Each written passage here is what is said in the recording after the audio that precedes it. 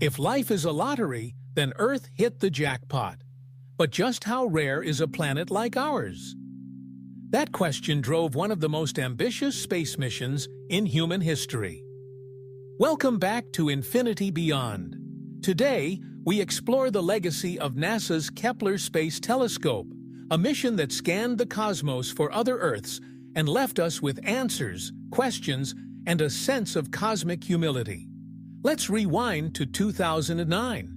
That year, NASA launched the Kepler telescope into space with one purpose: to survey a small patch of sky, just 0.25% of the night sky, and look for planets orbiting distant stars.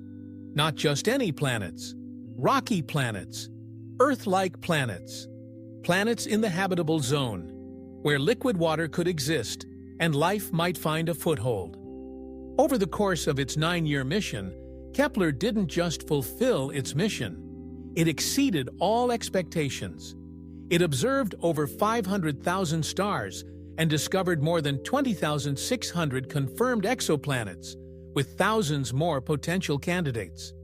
Among them were dozens that resembled Earth in size, composition, and orbit. That may sound like a lot, but compared to the vastness of space, it's just a grain of sand. Here's the wild part. Many of the planets Kepler found don't look like anything in our own solar system. Most were in a category called super-Earths, planets larger than Earth but smaller than Neptune. We don't have any of those here, which means either our solar system is strange or we just got extremely lucky. And Kepler didn't stop there. It also discovered hot Jupiters, gas giants orbiting perilously close to their stars. Some planets orbit binary stars, like something straight out of Star Wars. Others orbit in clusters of planets packed so closely, their years last only a few days. Kepler revealed a universe teeming with variety, a cosmic zoo of planetary types, orbits, and possibilities. But what about Earth-like planets? Kepler did identify a handful. Worlds like Kepler 186f, Kepler 452b, and Kepler 22b, that are roughly Earth-sized and orbit within the habitable zone of their stars. And yet we haven't found a perfect twin. No second Earth, not yet. That's what makes Earth so rare, so precious.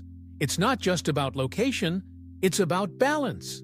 Right star, right distance, right atmosphere, right chemistry.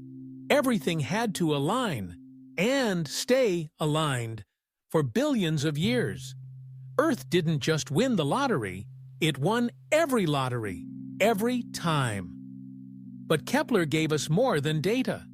It changed the way we see the universe. Before Kepler, we had no idea how common Earth-like planets might be. Now we know that planets outnumber stars. Most stars in the galaxy have at least one planet, and many have entire systems.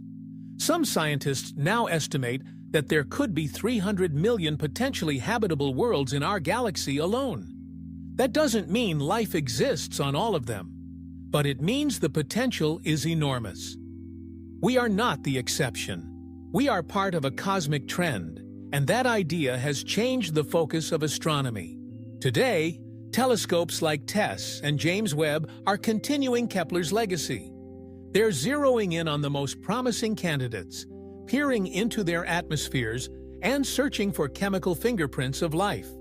Meanwhile, missions like Plato and Ariel are preparing to do the same in the next decade. We are entering a new era, where finding Earth 2.0 may no longer be science fiction. And when we do, it won't just be about proving life exists elsewhere. It will be about understanding what makes Earth so unique, and what makes it just one of many. When you look up at the night sky, even in perfect conditions, you might see 2,500 stars. But in the Milky Way, there are over 100 billion stars, and possibly as many as 400 billion. So why do our skies feel so empty? Because our eyes can't see the invisible, the faint, the distant. But Kepler could. It stared at a quiet corner of the sky and revealed an entire galaxy of planets, hiding in plain sight. So, the next time you feel small, remember, you live on a planet that beat impossible odds, but you also live in a universe that may be overflowing with possibility. Kepler reminded us of both, and in doing so, it brought us closer to the stars than ever before.